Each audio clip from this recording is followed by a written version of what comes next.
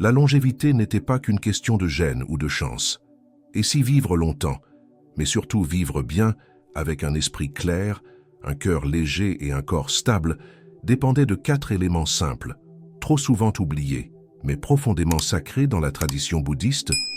Dans les monastères reculés, où le silence nourrit la sagesse, les anciens maîtres transmettent depuis des siècles un secret de vitalité, celui des nutriments de longévité, des aliments modestes mais puissants, capables de soutenir les os, apaiser les nerfs, clarifier l'esprit et fortifier le souffle vital.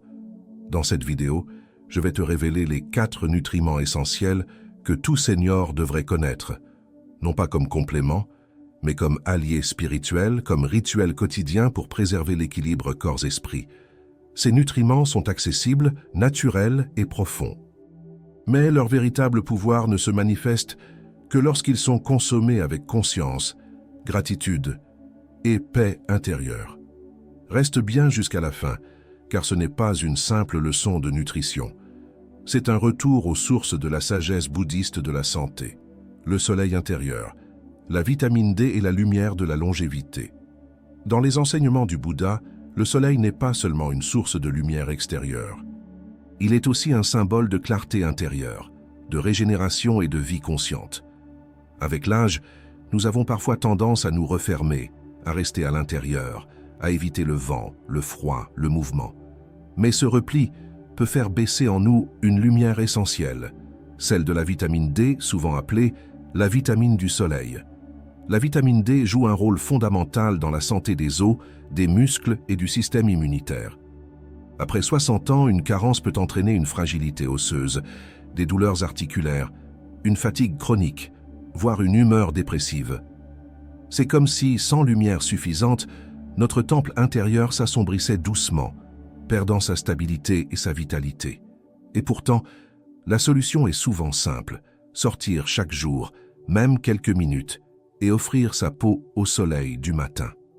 Dans les monastères, les moines marchent pieds nus à l'aube. Ce n'est pas seulement un exercice de pleine conscience, c'est une pratique de recharge énergétique. L'exposition douce au soleil permet au corps de produire naturellement cette vitamine précieuse. Et lorsque l'hiver rend cela plus difficile, il existe des solutions naturelles. Huile de foie de morue, champignons séchés au soleil ou compléments végétaux bien choisis. Le tout, toujours accompagné d'une alimentation riche en bons lipides pour favoriser l'absorption. Mais au-delà de l'aspect biologique, la sagesse bouddhiste nous invite à retrouver notre soleil intérieur. La lumière extérieure réveille aussi le feu digestif, la clarté mentale, la joie profonde. C'est pourquoi, chaque matin, avant même de boire ou de manger, il est recommandé de s'ouvrir à la lumière, de respirer en conscience, d'accueillir la journée comme une offrande. La vitamine D devient alors plus qu'un nutriment, un pont entre le ciel et notre sang. Dans le prochain chapitre, nous explorerons un autre pilier de la longévité, une vitamine silencieuse mais puissante qui soutient la mémoire, l'énergie mentale et la structure profonde du corps, la vitamine B12, messagère du souffle vital. L'énergie du souffle, la vitamine B12 et la clarté de l'esprit. Dans les anciens textes bouddhistes, on dit que l'esprit brumeux vient souvent d'un souffle bloqué. Lorsque l'énergie vitale ne circule plus librement, la mémoire devient floue, la pensée se ralentit et la volonté s'émousse. Ce que la science appelle aujourd'hui une carence en vitamine B12, les moines le reconnaissent depuis longtemps comme un affaiblissement du feu intérieur, un déséquilibre entre le mental et le sang. La vitamine B12 est essentielle à la fabrication des globules rouges, au fonctionnement du système nerveux et à la préservation des fonctions cognitives. Chez les personnes âgées, son absorption diminue naturellement avec le temps. Une carence peut provoquer fatigue extrême, troubles de la mémoire, engourdissement, voire dépression légère. Pourtant, ce déséquilibre est souvent silencieux, s'installant lentement, comme une brume qui s'épaissit sans qu'on s'en rende compte. Les sources les plus efficaces de B12 sont animales, œufs, poissons gras, produits fermentés comme certains yaourts. Dans la voie bouddhiste, où l'on privilégie souvent une alimentation végétale, il est courant de recourir à des compléments naturels ou à des aliments enrichis. L'important n'est pas l'origine, mais l'intention. Nourrir le souffle, renforcer la lucidité, éveiller l'esprit. C'est un acte de compassion envers son propre mental. Au monastère, un moine m'enseigna un jour « Ne laisse jamais ton esprit se nourrir de vide ». Il parlait bien sûr du silence inutile, mais aussi du manque d'attention à ce qui nourrit notre conscience. Un simple verre de lait végétal, enrichi en B12, pris le matin avec gratitude, peut devenir un rituel d'éveil.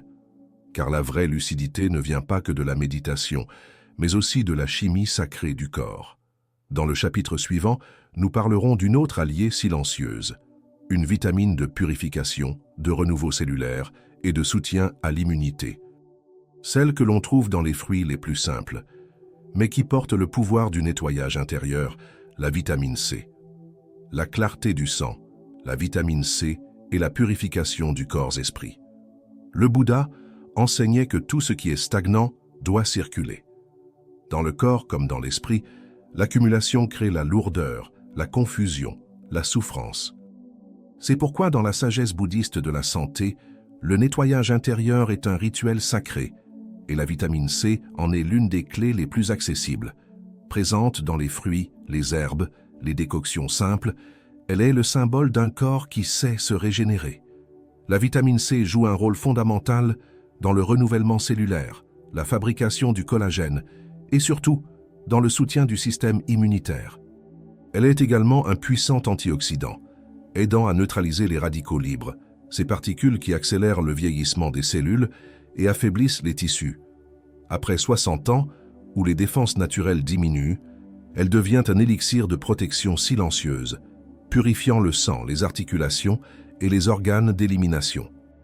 Dans les temples, les moines consomment souvent de simples infusions de citron, gingembre ou baie d'amla, l'une des sources naturelles les plus concentrées en vitamine C.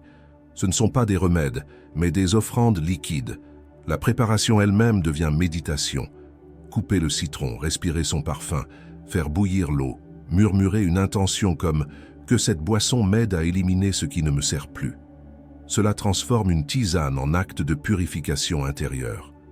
La vitamine C agit aussi sur l'humeur.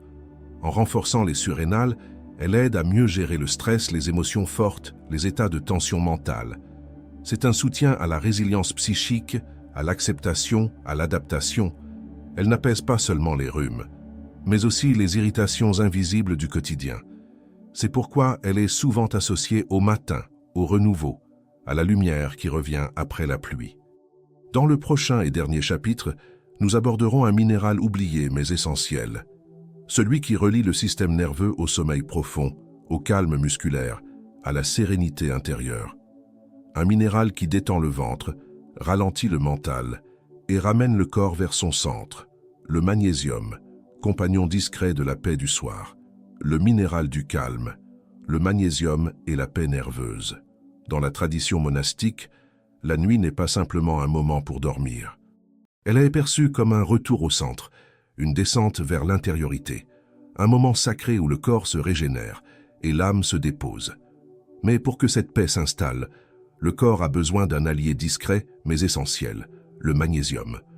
Ce minéral, souvent négligé, est en réalité un pilier de la relaxation, du sommeil réparateur et de la stabilité émotionnelle. Le magnésium intervient dans plus de 300 fonctions biologiques. Il aide à relâcher les muscles, apaiser les nerfs, réguler le rythme cardiaque. Après 60 ans, de nombreuses personnes souffrent de tensions musculaires, de crampes nocturnes, d'anxiété latente ou de sommeil fragmenté. Bien souvent, sans le savoir, elles vivent avec une carence en magnésium, qui épuise lentement leur énergie et déséquilibre le système nerveux parasympathique. Dans la sagesse bouddhiste de la santé, tout ce qui apaise est précieux. Les sources naturelles de magnésium sont simples: graines de courge, cacao pur, amandes, bananes, légumes verts à feuilles, eau minérale magnésienne. Consommer ces aliments en conscience, surtout en fin de journée, aide à préparer le corps à la descente vers le sommeil, comme un rituel de retour à soi. Il existe aussi des infusions riches en magnésium naturel, comme la mélisse ou l'ortie, que les moines utilisent pour détendre l'esprit. Mais le magnésium n'agit pas seul. Il nous invite aussi à ralentir, à sortir du mental agité, à retrouver le rythme naturel du souffle. Un bain de pieds tiède le soir, une respiration profonde avant de se coucher, ou une méditation allongée sont autant de gestes qui réactivent cette paix intérieure. Le magnésium devient alors le minéral du silence, celui qui ancre, qui détend, qui relie le corps à l'instant présent. Ainsi se clôt ce parcours des 4 nutriments sacrés, ces alliés naturels du corps vieillissant mais éveillé. La longévité, selon la voie du Bouddha, ne se mesure pas en années, mais en présence, en équilibre, en gratitude pour chaque souffle encore offert. Dans la conclusion, je vous inviterai à faire de ces nutriments plus que des compléments, des rituels vivants pour votre paix et votre clarté. Voilà, cher ami du chemin, tu viens de découvrir les 4 nutriments sacrés qui, selon la sagesse bouddhiste, soutiennent le corps, apaisent l'esprit et nourrissent la longévité naturelle. Ils ne sont ni rares ni coûteux, mais lorsqu'ils sont consommés avec présence, respect et régularité, ils deviennent plus que des vitamines, des alliés spirituels, des guides silencieux vers une vie plus fluide et consciente. Dis-moi, parmi ces nutriments, lequel fais-tu déjà partie de ta routine quotidienne et lequel as-tu envie d'intégrer dès demain avec calme et gratitude? Partage ton expérience dans les commentaires, non pas pour te montrer, mais pour inspirer les autres, pour bâtir ensemble une communauté d'écoute, de soins et de longévité. Si ce message a éveillé quelque chose en toi, offre un j'aime à cette vidéo et abonne-toi à la chaîne pour recevoir chaque semaine un nouvel enseignement du Maître Jin, toujours simple, naturel et enraciné dans la paix du corps et la clarté du cœur. Et dans la prochaine vidéo, je te parlerai de la boisson chaude que les moines prennent au coucher pour dormir profondément et purifier l'esprit pendant la nuit. Voilà, cher ami du chemin, tu viens de découvrir les 4 nutriments sacrés qui, selon la sagesse bouddhiste, soutiennent le corps, apaisent l'esprit et nourrissent la longévité naturelle. Ils ne sont ni rares ni coûteux, mais lorsqu'ils sont consommés avec présence, respect et régularité, ils deviennent plus que des vitamines, des alliés spirituels, des guides silencieux vers une vie plus fluide et consciente. Dis-moi, parmi ces nutriments, lequel fais-tu déjà partie de ta routine quotidienne et lequel as-tu envie d'intégrer dès demain avec calme et gratitude? Partage ton expérience dans les commentaires, non pas pour te montrer, mais pour inspirer les autres, pour bâtir ensemble une communauté d'écoute, de soins et de longévité. Et surtout, si tu ressens l'appel, propose en commentaire un thème que tu aimerais voir abordé ici. Une question de santé, un remède naturel, un rituel sacré. Ce canal est aussi le tien, un espace de transmission, de paix et de vitalité partagée. Si ce message a résonné en toi, laisse un j'aime et abonne-toi à la chaîne pour continuer ce chemin de sagesse ensemble.